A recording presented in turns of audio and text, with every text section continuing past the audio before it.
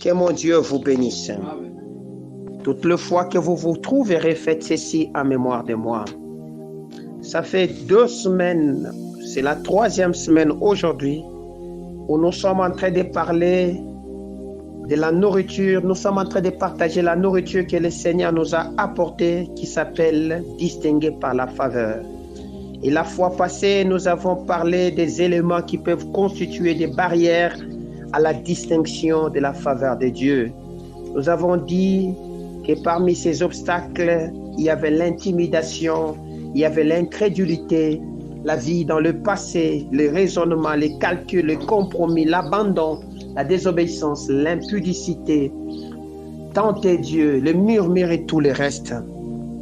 Ce matin, nous voulons continuer cet enseignement afin de partager encore cette grosse viande que le Seigneur nous a apportée pour nourrir nos âmes et nourrir nos esprits. Et pour cela, nous allons vous convier à lire quelques passages avant d'entrer dans la profondeur de notre enseignement. Nous sommes dans le Proverbe chapitre 16, le verset 15e.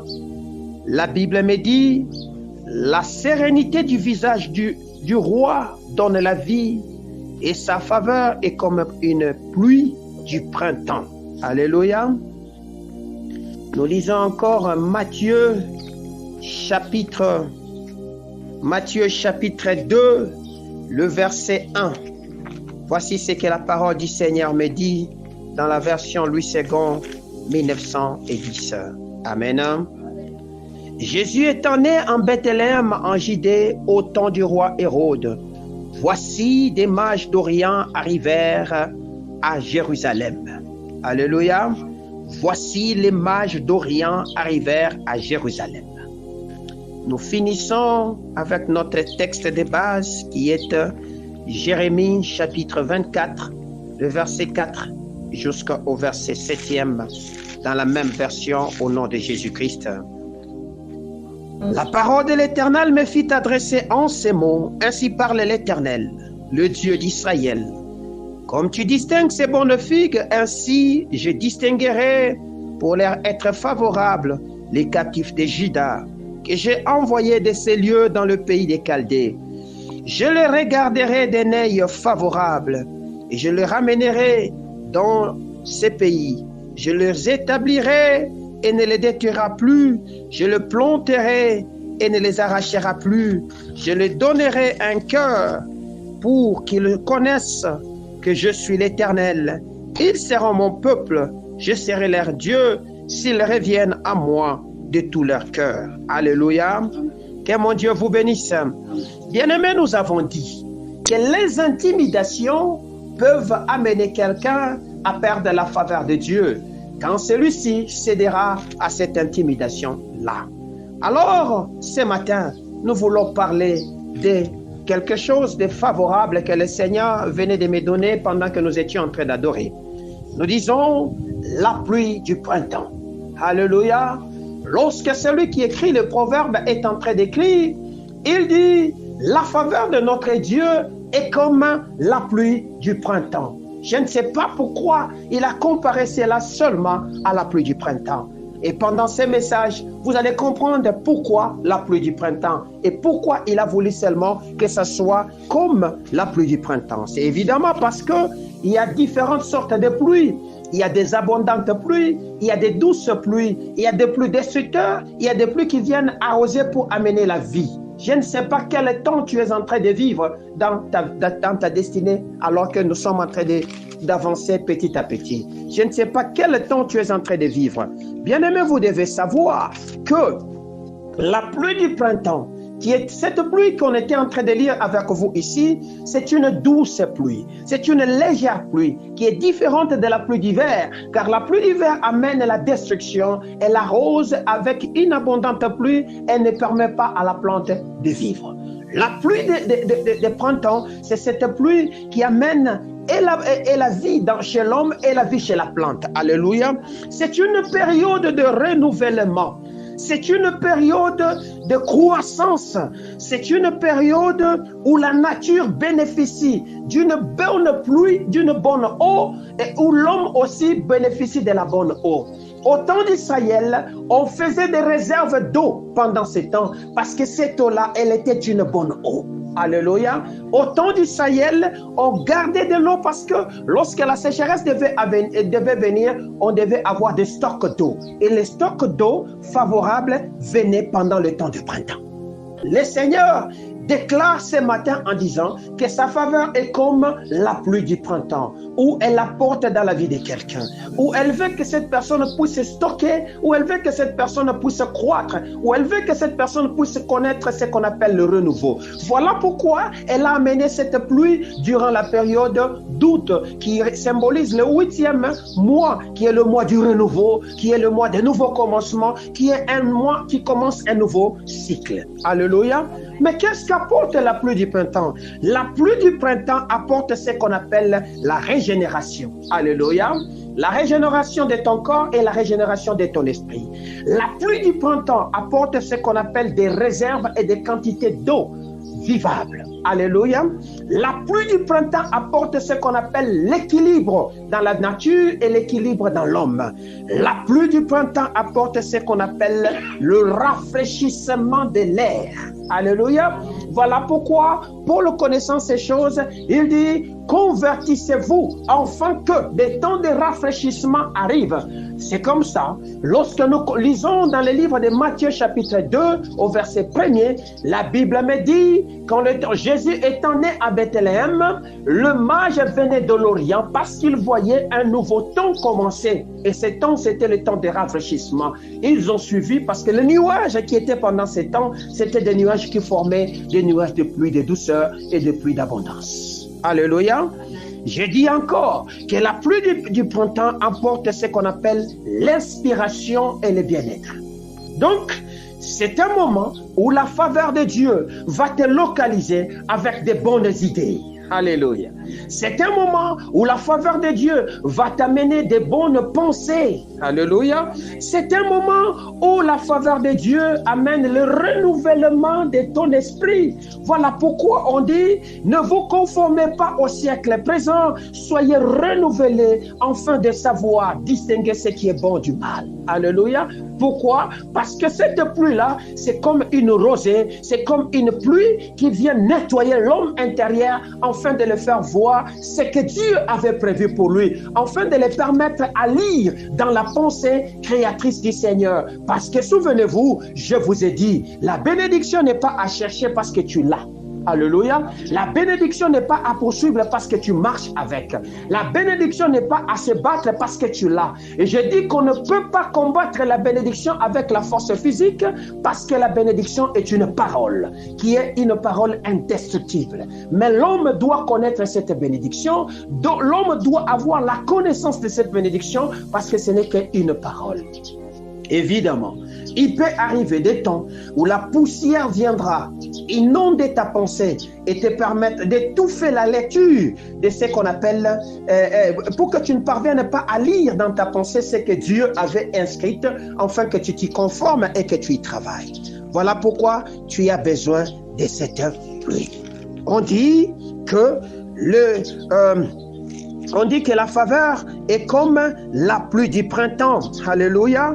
On dit que la sérénité du visage du roi donne la vie. Donc, la faveur de Dieu, c'est quand Dieu veut te distinguer par sa faveur, c'est en réalité un moment où le Seigneur reste serein. Alléluia. C'est un moment où le Seigneur te montre sa sérénité en dépit de difficultés ou de souffrances ou de situations que tu peux connaître. Pour Dieu, lui, il est serein. Il sait que mon fils ne mourra pas.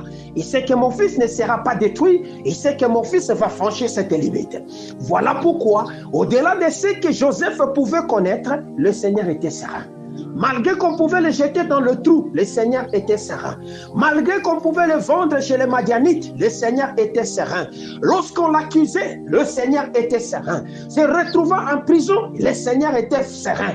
Au-delà de toutes les accusations et des paroles de déshonneur que cet homme a reçues, le Seigneur était serein. Voilà pourquoi lorsque le temps de la faveur était arrivé, il a été qualifié au-delà de tout cela. sache que le Seigneur est serein. Malgré ta maladie, le Seigneur est serein. Aussi longtemps qu'on n'a pas encore signé l'arrêt des morts, le Seigneur reste serein. Alléluia. Au-delà des injures qu'on porte sur toi, le Seigneur est serein. Au-delà des outrages, le Seigneur est serein. Au-delà des regards hautains, le Seigneur est serein. Il sait ce qu'il est en train de faire dans ta vie et il connaît quelle route il t'a placé et où il est en train de t'amener. Parce que la faveur est une forme de grâce que le Seigneur apporte dans la vie de quelqu'un pour le mettre dans la voie de la distinction.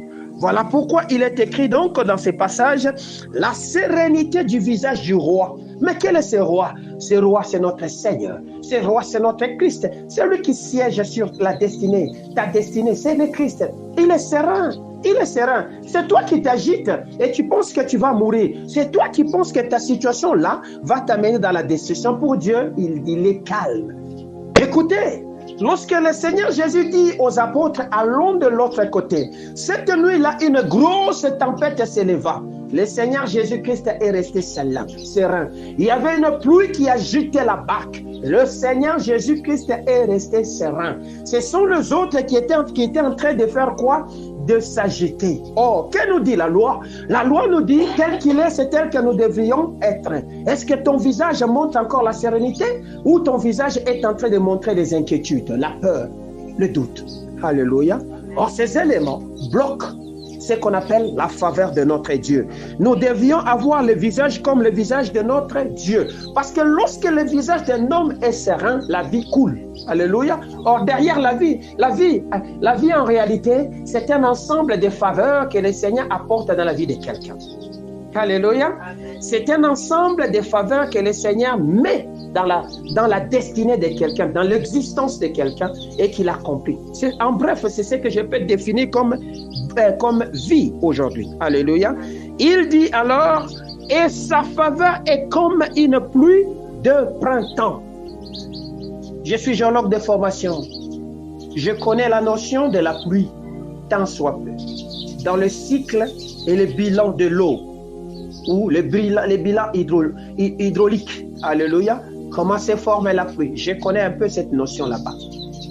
Mais dans des pays où il n'y a pas d'eau, on provoque la pluie. Alléluia. Dans des pays où il n'y a pas d'eau, on insémine les sels dans le nuage, comme à Dubaï, ou dans des pays désertiques, afin qu'il se forme des cumulonimbus et qu'il y ait la pluie. Parce qu'il n'y a pas n'importe quel nuage qui peut apporter la pluie. Il y a des nuages qui apportent juste la fraîcheur, mais il n'y a pas de pluie. C'est tellement léger. Il faudrait que ça atteigne une quantité, une masse, pour qu'il y ait ce qu'on appelle une condensation, afin qu'il y ait ce qu'on appelle la précipitation. Aussi longtemps que cette condensation ne s'est pas encore faite, vous ne pouvez pas avoir la pluie.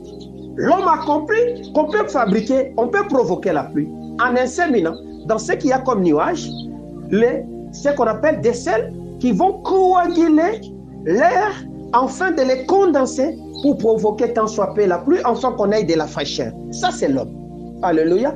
Mais dans la matière ou dans la notion des faveurs, nous aussi, nous pouvons faire ce qu'on appelle provoquer ou attirer la faveur dans notre existence comme une pluie de printemps. Alléluia. Mais posez-moi la question. Qu'est-ce qui attire la faveur dans la vie d'un homme? Alléluia. Il y a plusieurs éléments, mais je vais m'atteler sur 3 éléments seulement pour gagner du temps. Alléluia. C'est que vous allez avoir une pluie de printemps, une meilleure pluie, une pluie qui va amener la vie dans la nature où tu es en train de vivre et dans ta propre existence lorsque tu auras ce que nous appelons une foi inébranlable. Alléluia. Lorsque tu auras une voix infaillible, lorsque tu auras une foi têtue, alléluia, sache-le, il y a des dimensions de ton existence qui requièrent la foi. Or, lorsqu'on parle de notions de foi têtue, on veut donc résister à ce qu'on appelle l'intimidation pour ne pas succomber dans l'incrédulité qui va constituer un blocage à ce que nous appelons la notion de la faveur. Est-ce que je suis ensemble avec quelqu'un? Mais la foi, c'est quoi? La foi, c'est une ferme assurance des choses qu'on espère et une démonstration des choses qu'on ne voit pas. Ça, c'est la définition biblique. Alléluia. C'est une ferme assurance des choses que je ne vois pas. Une démonstration. J'ai la ferme assurance, je démontre. Or, c'est toi qui as la ferme assurance que le Congo de demain, l'Afrique de demain, sera conduit par toi. Parce que tu as reçu. Parce que la foi vient de ce qu'on entend. Dans ta nuit là, un jour le Seigneur t'a visité. Il t'a mené 2 décennies avant toi pour te faire voir là que tu seras planté. Il t'a fait assister à des grandes réunions politiques. Il t'a fait manger avec 2 rois. Et lorsque tu sortais de ce sommet, tu étais même étonné. Tu en as parlé aux gens qui étaient à côté de toi. Écoutez ce que j'ai vu cette nuit. J'ai assisté à une grande réunion avec le président américain. Mais la situation présente te fait voir que tu es à l'au-débar. Alléluia. Tu es dans un coin qui est en contrario avec ce que toi tu as vu spirituellement. Lorsque quelqu'un reçoit une telle parole, reçoit une telle vision, reçoit une telle orientation, il doit s'y conformer en devenant têtu. Alléluia. Parce que la têtitesse, l'inébranlabilité, si je peux le dire ainsi, de ce que tu mets comme foi, en espérant en ce que Dieu t'a donné, vont attirer la faveur afin d'activer la bénédiction pour que tu les expérimentes réellement. Parce qu'il n'est pas un homme pour mentir ou un fils de l'homme pour se repentir, mais il est un Dieu qui se tient derrière ses paroles afin de les accomplir. Parce que derrière chaque parole, il y a une volonté parfaite de notre Dieu. Alléluia. Et ces paroles ont reçu mission de travailler dans ta destinée. Quand elles vont terminer, elles retourneront en elles. Alléluia. Lisez Ésaïe 55, verset 11e, vous comprendrez. Alléluia. Mais la foi, c'est quoi? J'étais en train de suivre un homme de Dieu. J'ai aimé ces 2 formes de définition qu'il a données. J'ai aimé cela.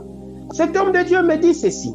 Il dit que la foi, c'est aussi, selon lui, une fenêtre ou une porte ouverte à l'impossible. Alléluia. Car rien n'est impossible à celui qui croit. Parce qu'aujourd'hui, tu crois que ce que Dieu a dit reste une vérité inébranlable et que cela va s'accomplir certainement, tu as la clé. Et la clé qui va ouvrir cette porte, c'est ta foi. Voilà pourquoi nous disons que F, c'est une fenêtre, O, c'est une ouverture et I, c'est l'impossible. Lorsque les 3 éléments se combinent, tu vas marcher sur l'eau. Alléluia. Et tu vas obtenir ce que tu es en train de chercher. Cet homme ne s'est pas arrêté seulement là-bas.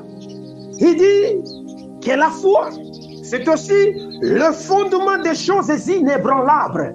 Alléluia. Le fondement des choses inébranlables. Donc, c'est une forme de construction où je suis en train de faire, où je suis en train de mettre des gros cailloux afin que ma maison ne puisse pas tomber. Autant des épreuves, autant de déserts, autant de souffrances. Parce que je sais là que je suis fondé. Je suis fondé sur une fondation qui ne sera pas ébranlée. Est-ce que je me fais comprendre? Voilà pourquoi la foi nous donne de garder la confiance en Dieu. Alléluia. La foi nous donne de garder la confiance en Dieu. Celui qui a la foi, il a confiance en Dieu. Et que Dieu ne le laissera pas. Je l'ai enseigné au courant de cette semaine. Et je dis que la foi nous rend forts et confiants. Parce que nous savons que Dieu est avec nous. Alléluia. Et Dieu, s'il sait que toi tu as confiance et que tu crois qu'il est avec toi, sache-le, la faveur de Dieu est déjà sur toi. Autant marqué de notre Dieu, les portes des cieux s'ouvriront. La pluie de l'arrière-saison, qu'on appelle la pluie du printemps, viendra. Alléluia. Je l'ai encore dit, la foi fait que nous voyons Dieu en nous. Alléluia. La foi fait que nous voyons Dieu à côté de nous. La foi fait que nous voyons Dieu en toutes choses. Alléluia. en toi, à côté de toi et en toutes choses. Même dans les épreuves les plus ignobles de ta vie, maladie, outrage, vois Dieu. C'est alors que tu sortiras de ces moments d'épreuve. C'est comme ça que cet homme de Joseph, au-delà de tout ce qu'il connaissait, il disait, je sais, ne dites pas que vous m'avez vendu, mais c'est Dieu qui m'a envoyé parce qu'il savait que je devais sauver. Alléluia. Il a vu Dieu dans ses épreuves. Combien de temps toi tu vois Dieu? N'est-ce pas que tu ne vois que la sorcellerie, la puissance du monde des ténèbres? Tu ne vois que la main noire qui est en train de te combattre. À des moments, sache-le, que c'est l'école aussi de Dieu. Alléluia. Arrive-t-il un malheur sans que l'Éternel n'ait autorisé? Les épreuves que tu traverses aujourd'hui, c'est ce que Dieu a autorisé. Il a autorisé enfin de façonner ta foi et de te donner une nouvelle nature qui va te rendre inébranlable. Est-ce que je suis ensemble avec quelqu'un? Dites à ton voisin shalom. Que mon Dieu te bénisse. La foi nous fait surmonter la peur. Alléluia. Lorsque vous lirez la Bible, les gens qui ont étudié la Bible, ils sont allés recenser au moins 365 fois où il est dit, où il nous est recommandé de ne pas céder à la panique ou à la peur. Alléluia. C'est-à-dire, nous avons au moins 365 jours des épreuves de quoi? Où nous sommes confrontés à des situations de peur. Alléluia. Or, la peur détruit la foi. S'il y a des choses qui détruisent facilement la foi, c'est la peur. Voilà pourquoi cet homme de foi est celui qui vole le plus haut comme un aigle pour les surmonter. Alléluia. Parce qu'il a confiance en la présence de l'Éternel, en lui, à ses côtés et en toutes choses. Est-ce que je parle bien? La foi nous rend courageux pour conquérir notre destinée. Lisons Josué chapitre 1er, le verset 9e. Voici ce que la parole du Seigneur me dit, toujours dans la même version, Louis II, 1910. Alléluia. Josué chapitre 1er, le verset 9e. Voici ce que la parole du Seigneur dit. Au verset 9e, ne t'ai-je pas donné cet ordre? Fortifie-toi et prends courage. Ne t'effraie point, ne t'épouvante point, car l'Éternel ton Dieu est avec toi dans tout ce que tu entreprendras. Tu as tellement peur. La rentrée est en train de venir. Nous sommes aujourd'hui le 19, presque, le 18. Toi, tu vois déjà combien c'est catastrophique et que ton enfant ne va pas étudier. Sache-le, la faveur, ça se confesse et la faveur, ça se déclare. Si tu confesses le négatif, tu détruis la faveur qui est sur toi. Tu n'entreras pas dans ton Canaan. Alléluia. Voilà pourquoi le Seigneur vient et dit, fortifie-toi et prends courage. Ne t'ai-je pas donné cet ordre? Ne t'épouvante pas. Je suis avec toi dans tout ce que tu entreprendras. Évidemment, tu peux entreprendre, tu as échoué, mais sache que Dieu est avec toi. Évidemment, tu peux entreprendre, tu connais des blocages, mais sache-le, il est avec toi. Évidemment, tu peux entreprendre, tu peux connaître des rejets, mais sache-le qu'il est avec toi. Il ne te délaissera pas, il ne t'abandonnera pas. Il dit dans Ésaïe, voici mon serviteur que j'ai choisi. Voici mon serviteur que j'aime, que je ne délaisserai pas, que je n'abandonnerai pas. Il le dit, il t'a élu avant la fondation du monde. Il te connaît. Aussi longtemps qu'il renouvelle son souffle en toi, c'est qu'il a des projets merveilleux en toi. Le projet qu'il a formé pour toi ne sont pas des projets de malheur, mais ce sont des projets de bonheur, afin de te garantir de l'avenir. Alléluia. Sachez-le, vous allez déclencher la pluie de l'arrière-saison ou la pluie du printemps que par la foi. Alléluia. Vous allez déclencher la faveur lorsque vous allez avoir une foi inébranlable, une foi têtue. Alléluia. Vous allez les déclencher. La foi dit le contraire de ce que les yeux des hommes voient. La foi voit le contraire de ce que les hommes voient. La foi entend le contraire de ce que les hommes entendent. Alléluia. Qu'est-ce que toi tu entends, qu'est-ce que toi tu vois et qu'est-ce que toi tu es en train d'expérimenter ou tu te laisses aujourd'hui facilement prendre? Voilà pourquoi la faveur a commencé à s'éloigner de toi. La sérénité du visage du roi donne la vie. Mais qui sont le roi? Le roi c'est vous. Il dit dans Pierre, Voici qu'il a fait de nous un sacerdoce royal. Nous sommes des rois sur la terre. Sois serein même si tu vois que ça ne marche pas. Reste calme. Que votre cœur ne se trouble pas. Croyez en Dieu et croyez en moi. Alléluia. Voilà pourquoi avant de partir, il nous a laissé la meilleure des clés qui s'appelle la paix. Il dit, je vous laisse ma paix, je vous donne ma paix. Que votre cœur ne se trouble point. Alléluia. Ton cœur a commencé à se troubler. Lorsque tu dors, tu vois combien la mort est en train de prendre tes enfants. Lorsque tu dors, tu es en train de voir combien tu n'atteindras jamais 50 ans. Lorsque tu dors, tu es en train de te ressasser des choses. Toute cette semaine, tu as manqué de sommeil. Tu as su compter le nombre de plafonds de ta chambre. Tu as vu là qu'il y avait des formations de toiles d'araignée. Tu as compté le nombre, tu as vu les irrégularités de ton lit. Alléluia. Et tu as ressenti les douleurs que ça peut faire de ton lit. Tu as commencé à voir dans ta maison que ça ne va pas. Tu pouvais compter le nombre de balles qui ont sonné la nuit. Tu as entendu les sifflotis des gens qui veillent la nuit pour que les bandits n'entrent pas. Tu ne dormais pas. Et pourtant les anges de Dieu sont là. Tu ne dormais pas parce que tu es allé vérifier au moins 3 fois dans ton grenier. Tu as vu qu'il reste seulement un petit seau de farine et quelques gouttes d'huile. Avant de dormir, ton fils t'a fait beaucoup de bruit et tu es en train de te dire, je vais lui donner quoi le matin? Est-ce que tu gardes encore la foi? Est-ce que tu es encore serein?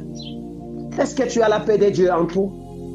Tu crois que Dieu peut te faire grâce de te distinguer et de te sortir de cette situation là-bas?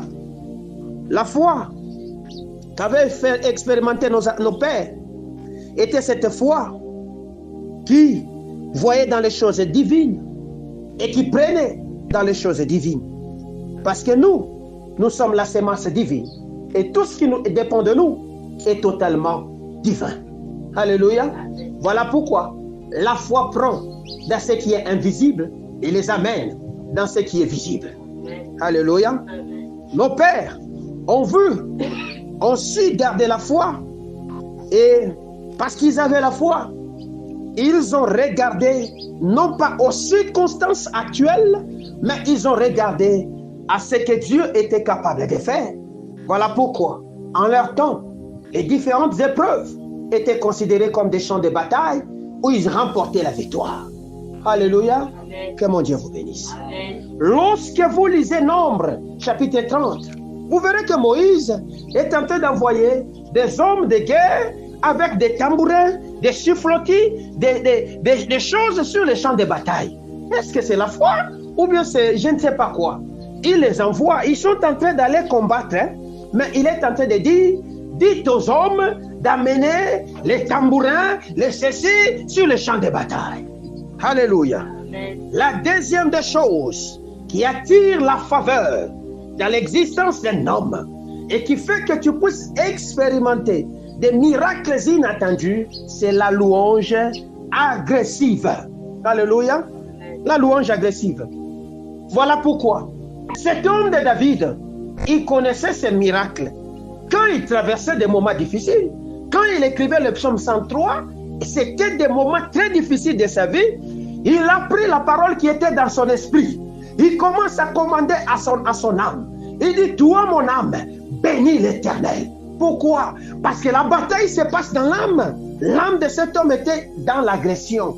Alors, pour combattre cette agression, il a instauré un système de louange. Alléluia. Lorsque Israël arrive à Jéricho, le Seigneur dit, louez. On dit que Jéricho était barricadé. On dit que Jéricho était fortifié. On dit que Jéricho était solide. C'était infranchissable. C'est toi qui es arrivé devant le Jéricho. Cette maladie-là est devenue comme une Jéricho pour toi. Il n'y a pas de solution. Tu as été chez A, B, C, D. Chacun donne son diagnostic. Tu as pris n'importe quel de médicament. Chacun donne son diagnostic. Il n'y a pas d'évolution. Tu es allé même à boire les herbes. Oh, déracine cette herbe. Bouillis ça, ça va faire froid. Rien. La situation ne change pas. Mais je te dis, sais-tu que tu as Dieu avec toi? Il est à tes côtés. Il est dans ces circonstances là-bas. Alors calme-toi. Parce que tu as tout cherché. L'homme n'a pas su voir. Toi-même, tu ne connais pas. Donc, la solution n'est pas humaine. Est-ce que je parle à quelqu'un? La solution n'est pas humaine. Cette solution-là que toi tu cherches, elle est surnaturelle, elle est spirituelle, elle vient du divin, elle vient des créateurs. Lorsque tu te battras et que tu verras que ça ne va pas, lorsque tu chercheras et que tu ne trouveras pas, lorsque tu demanderas, on ne te donnera pas, lorsque tu mettras de ton énergie, tu manqueras de sommeil et que tu as tout fait, ça ne vient pas, loue l'Éternel. Parce que la solution est avec les divins. Je parle bien, les divins. La louange, c'est quoi?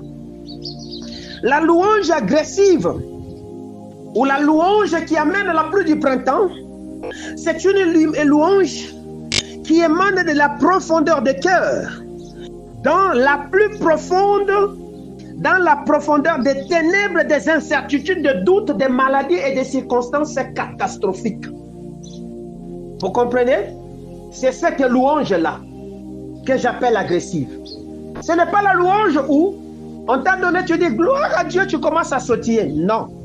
C'est la louange où tu traverses la vallée de Baca. C'est la louange où tu traverses les déserts, il n'y a pas d'eau. Où ton cœur te pousse à murmurer. Mais ton esprit te dit loue. C'est la louange où les serpents du monde des ténèbres sont libérés. Et le Seigneur te dit louer. Tu vois au serpent des reins et tu le loues. Alléluia. C'est la louange où tu es en train de voir le jour passer, le moment devenir de plus en plus difficile et la date butoir est en train de venir. Toi, tu n'as rien sur tes mains. Le Seigneur te dit loue. C'est le moment où ton corps a besoin profondément de sommeil parce que tu es fatigué. Mais ton esprit te réveille et te dit loue. Alléluia. Ce n'est pas le moment de repasser les habits parce qu'on a rétabli le courant à minuit. Mais c'est le moment de te mettre à genoux, de dire Hosanna à Yahweh parce qu'il t'a réveillé. Alléluia. C'est la louange qui émane des profondeurs du cœur où un cœur combattu par des incertitudes, des doutes, des peurs, des maladies. Alléluia. Des brimades. C'est ces moments-là que le Seigneur a besoin de toi. C'est ces moments-là que tu as besoin de louer l'Éternel. Je veux qu'on le lise, hein? C'est chapitre 103. Voici ce que David dit. Il dit, mon âme bénit l'Éternel. Que tout ce qui est en moi bénisse son saint nom. Ton corps malade là, bénis l'Éternel. Ton âme dans des doutes, bénis l'Éternel. Tes yeux qui commencent à voir flou, bénissez l'Éternel. Seigneur, je te bénis pour ces yeux qui voient flou. Alléluia. Seigneur, je te bénis parce que je suis faible dans mon corps. Seigneur, je te bénis parce que depuis un certain temps, mon poumon, je ne sais pas qu'est-ce que j'ai réussi, ça me fait mal. Mais je n'ai pas les moyens pour aller m'examiner. Et je sais que tu es au contrôle. Je sais que cette maladie ne me tuera pas. Je sais que c'est pour ta gloire. Seigneur, je te bénis. Il dit encore au verset 2, mon âme bénit l'Éternel et n'oublie aucun de ses bienfaits. En ces moments d'agression, n'oublie pas les bienfaits de l'Éternel. Rappelle-toi de ce qu'il a fait. Alléluia. Parce que les incertitudes ont tendance à effacer les bienfaits de Dieu et à instaurer les méfaits. Alléluia. Te faire voir que Dieu ne peut pas. Voilà pourquoi tu as besoin de louer. Or, quand nous louons tout ce qui se passe, il y siège. Tu installes le trône de Dieu dans cette situation difficile. Et c'est comme ça que ta situation va changer. Or, lui, quand il vient, qu'est-ce qu'il fait? Il dit, il fait devant ses messagers. Alléluia. Des nuages, ses chars. Et de ses serviteurs, des flammes de feu. Voilà pourquoi il y aura condensation, puis précipitation. Pas n'importe quelle précipitation, mais une précipitation de douce pluie et fine qui te permettent de faire la provision parce que la vie est là et qui ramène la sérénité sur ton visage. Pendant que ceux de ta génération vieillissent, toi tu seras en train de rayonner de gloire. Il dit, pourquoi son âme devait bénir l'Éternel? C'est parce que Dieu est celui qui pardonne ses iniquités. Dans les moments des incertitudes, où le ciel commence à devenir comme un ciel d'airain, où il n'y a plus de pluie, le diable viendra te rappeler que le Seigneur ne t'a pas pardonné. Peut-être c'est à cause de tes péchés. Voilà pourquoi tu as besoin de bénir l'Éternel et de dire à ton âme, bénis l'Éternel parce qu'il t'a déjà pardonné de ses iniquités. Alléluia. 4. C'est lui qui délivre ta vie de la fosse. Tu as besoin de le bénir parce qu'il te délivre de la fosse. La fosse, ce sont ces moments des épreuves, des souffrances, des blocages, où tu es dans un trou profond, où tu ne sais pas c'est comment. Alléluia, ça sera comment. Tu sais, des fois le Seigneur va laisser ta situation moisie devenir difficile pour que tu cesses d'espérer à l'espérance humaine et que tu entres dans la catégorie de l'espérance divine. Qui vont maintenant déclencher les mystères des choses cachées et te les ramener. Est-ce que je me fais comprendre? Parce que aussi longtemps que tu espéreras aux hommes, tu seras maudit. Aussi longtemps que tu regarderas que la situation de ton pays va s'améliorer, tu seras maudit. Compte sur l'Éternel et l'Éternel te donnera ce que tu es en train de chercher. Vous pouvez ressasser, vous pouvez lire tous ces psaumes 103, vous allez comprendre. C'est comme ça que lorsque vous lisez ces psaumes, lorsqu'on fait des correspondances avec ces psaumes, avec d'autres passages, on te dira, 1 Thessaloniciens chapitre 5, verset 18, il dit, soyez dans la joie. Alléluia. Tu ne peux pas louer l'Éternel où tu es triste. Sois dans la joie. Qu'est-ce que dit la parole? David dit, entrez dans ses parvis avec des acclamations et des cris de joie. Donc, mets une bonne musique, sortis de joie, loue l'Éternel. Même si tu vois la mort entrer, louez l'Éternel, parce que la mort fuit devant la louange. Troisième des choses qui déclenche la pluie du printemps et qui feront que ta vie soit distinguée par la faveur de Dieu, c'est ce qu'on appelle des offrandes, des sacrifices. Alléluia. Beaucoup de chrétiens deviennent chiches. Beaucoup de chrétiens ferment les mains et les cœurs lorsqu'ils traversent des moments de preuve. Ils oublient que c'est le moment le plus favorable de toucher le cœur du roi. Voilà pourquoi on appelle cette offrande sacrificielle ou offrande de sacrifice. Alléluia. Pourquoi? Parce que ce sont des offrandes qui font mal. Imaginez que tu as 0 francs dans ta maison et tu es allé, on t'a offert $100. Tu as vu que c'était le moment favorable pour toi pour renouveler tant soit peu la provision chez toi. Mais malheureusement, c'est à ce moment-là que le Saint-Esprit te dit, vas-y offrir à l'homme de Dieu, mon serviteur, qui en a besoin. Tu te dis, mais non, je l'ai vu, il est roulé carrosse, il a dégagé un parfum excellent. Comment je peux encore lui donner cela? Tu commences à te battre dans ton cœur. Tu es en train de détruire la faveur de Dieu. Alléluia. Tu ne vas pas recevoir ce qu'on appelle le renouvellement. Salomon a compris ce principe. Dans la richesse que Dieu lui avait, et quoi son père lui avait laissé, lorsqu'il arrive au pouvoir, voici un homme qui va choquer Dieu. Cette nuit-là, pour célébrer son Dieu, il prend dans les stocks que son père lui avait laissé de bétail, s'il vous plaît, 1000 bœufs, sans compter le mouton et les autres, parce qu'on en avait aussi offert. Il les brûle pour Dieu. S'il te plaît, 1000, pas 1, 1000. Or, à l'époque, on n'offrait pas n'importe quel type de bœuf. On offrait ce qu'on appelle des vaches rousses, qui étaient identiques et typiques à Israël seulement. Tu en as sorti 1000 dans ton cheptel. Il en restera combien? Parce qu'ils sont rares. C'est ça, il est là, ok. C'est à ce moment-là que le Seigneur va dire, tu as touché mon cœur. Puisque tu as fait ces choses, la bouche du Seigneur parle directement. Le cœur du Seigneur se déclenche. Il commence à lui donner ce que lui-même ne pouvait pas avoir. Il dit à cause de cela, il n'y aura personne qui sera plus riche que toi. Il n'y aura personne qui sera plus sage que toi. Vous comprenez? Il a amené sur l'autel de l'Éternel des choses extraordinaires. Tu ne peux pas faire une prière où il n'y a pas d'offrande. La Bible dit, faites en tout temps toutes sortes de prières, accompagnées des actions de grâce. Tu as jeûné, il n'y a pas d'action de grâce. Tu as prié toute la nuit, il n'y a pas d'action de grâce, il n'y a rien. Toi, ton action de grâce, c'est seulement la louange. Non. Donne aussi. La main qui donne et celle qui reçoit. Si tu veux recevoir, donne, libère. C'est ainsi que tu vas recevoir. Est-ce qu'on est ensemble? Que mon Dieu te bénisse. Nous disons, pour terminer, que la pluie du printemps est déclenchée par ces trois choses. Or, la pluie du printemps, c'est quoi? La pluie du printemps, c'est la faveur. Alléluia.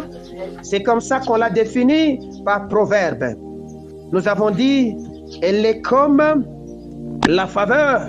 On dit que la faveur est comme, verset 15e, est comme une pluie de printemps. Est comme comparable. Donc, ils sont similaires. C'est un moment où tu vas jouir de la douceur de Dieu. Ce n'est pas les premières pluies ou les dernières pluies. Ce sont les pluies du milieu là, qui se passent autour de janvier, où on dit, maintenant les maïs vont croître. Alléluia. Vont prendre de la taille. C'est ça la pluie du printemps. Ce n'est pas la pluie de l'hiver, où il y a de l'abondance d'une pluie qui détruit. Non, non. C'est une bonne pluie. Voilà pourquoi je veux qu'on lise Zacharie, chapitre 10, pour terminer le verset 1er. Que dit la parole de Dieu? Lorsque tu veux voir la faveur te distinguer, lorsque tu veux expérimenter le règne de Dieu qui est comme cette faveur, tu as besoin de faire ce que Zacharie dit ici. Zacharie chapitre 10, le verset 1er. Il dit, demande à l'Éternel la pluie, virgule, il spécifie, pas n'importe quelle pluie, la pluie du printemps. L'Éternel produira des éclairs, il vous enverra une abondante pluie, il donnera à chacun de l'herbe dans son champ. Car les téraphines ont des paroles, bon tout ça on donne, hein? On explique après. Mais moi je me limite seulement à ça. Il dit, demande à l'Éternel la pluie, virgule, la pluie du printemps. Donc, si je vais remplacer ici, demande à l'Éternel la pluie. Mais si je vais remplacer la pluie du printemps, je mets par faveur. Donc, la faveur, on la demande. La faveur, on la recherche. On la recherche comment? Par des offrandes sacrificielles, par la foi, alléluia, et par des éléments que je viens de te donner ici, par la louange. Quand tu loues, tu es en train de demander à Dieu de venir s'asseoir dans ton existence. Quand tu offres, tu es en train de demander à Dieu de venir s'asseoir dans ta situation. Alléluia. Quand tu développes cette foi têtue, on est en train de te dire, Elvis, tu vas mourir. Ah, dis, laissez-moi, je connais mon Dieu. C'est moi seul qui ai fait rencontre avec Dieu. C'est moi seul que le Seigneur a parlé. Il a parlé à moi, pas à toi. Comme il a fait faveur à Marie. Marie a trouvé faveur à ses yeux. Et c'est Marie qui a reçu l'enfant Jésus. Comment ça s'est passé? Toi, tu ne sais pas. Mais Marie a constaté que l'enfant est en train de se développer en son sein. Moi aussi, je constate que ce que Dieu a mis à moi est en train de se développer à moi. Mais tu es en train de m'intimider pour que j'abandonne ce que Dieu m'avait dit. Je n'abandonnerai pas. Parce que je connais la fécondation, comment ça s'était fait. Je suis porteur d'une grossesse et bientôt vous allez voir ce que ça va donner. Lorsque les deux enfants étaient en train de se battre dans le ventre de Sarah, elle-même connaissait, Rebecca, pardon, elle-même connaissait, alléluia, c'est elle qui portait les enfants. Je sais ce que je porte à moi, je sais ce que Dieu m'a dit, et quand je te dis pourquoi tu doutes, Dieu m'a dit que tu seras le millionnaire, je te dis que Dieu m'a dit ça, tu dis, ah, dis, laisse-moi, dans ce Congo ici, tu trouveras ça comment? Je connais sur lequel fondement je suis fondé, je suis construit. Je suis sur des fondements inébranlables. Ces fondements, ce sont des paroles que j'ai entendues de mon Dieu. Et ces paroles se maintiennent. Et Dieu m'a dit, tu ne mourras pas aussi longtemps que ces choses ne se sont pas encore accomplies. Il m'a dit, grave la prophétie, attends-la. Si elle tarde, attends-la. Je serai patient. Quel que soit le nombre de temps, je serai patient. Parce que Dieu est celui qui a dit qu'il va me visiter en son temps. Ce que je ferai, c'est de demander seulement, Seigneur, envoie-moi la pluie du printemps. Envoie-moi la pluie du printemps. Envoie-moi la pluie du printemps. Alléluia. Parce que tu peux provoquer la pluie. Je l'ai dit, la pluie, on peut la provoquer. Alors, l'unique manière de provoquer la pluie pour nous, qui est la meilleure, qui est la base de notre appel, c'est l'adoration. Nous sommes des adorateurs, des porteurs de lumière, d'adoration. Est-ce que tu passes du temps à adorer le Seigneur pour ce que tu es en train de vivre? Non. La nuit pour toi, c'est seulement le temps de dormir. Tu dors jusqu'à te réveiller à 9h. Parce que tu te dis que je suis en vacances. Même quand les portes bougent de la maison, tu ne sais même pas bouger. Mais qu'est-ce qui ne va pas en toi? Tu courais bien. Mais qui t'a arrêté? Tu dis que c'est impossible de se réveiller à 3h du matin pour adorer. Tu n'auras rien. J'ai un fils à qui, quand il est venu me dire, il me dit, papa, j'ai fait toutes sortes de prières accompagnées de supplications et des actions de grâce, mais je ne trouve pas. Je lui ai dit, tu n'as pas encore adoré. Mais je vais adorer comment? Je lui ai donné seulement un temps. J'ai dit, réveille-toi à 3h, pendant 30 minutes, adore. Il a fait ça pendant une semaine, il a dit, papa, je ne saurais pas. Je me sens totalement épuisé quand je fais cette prière. J'ai dit, adore. C'est comme ça que tu vas trouver. Alléluia. Il a forcé. Après un temps, il est venu lui-même pour dire, en tout cas, Dieu, il existe. Je ne chasse pas les démons, je ne fais rien. Je vis mes choses commencer à faire quoi? À se décanter. Vous savez pourquoi Jésus s'est réveillé très tôt pour aller prier? Il y a un mystère qui se passe à cette heure-là. Toi, cette semaine tout entière, tu as perdu le sommeil. Et quoi, le sommeil? Pourquoi? Parce qu'il avait besoin de te parler. Mais c'était le moment favorable où tu bénéficies des bonus de Vodacom, où tu es en train de regarder ton WhatsApp embêtant les autres. Que mon Dieu te bénisse. Que mon Dieu te bénisse. Est-ce qu'on peut acclamer le roi des rois? Alors cette semaine, nous allons faire Zacharie chapitre 10, le verset 1er. Pour demander quoi? La pluie du printemps. Amen.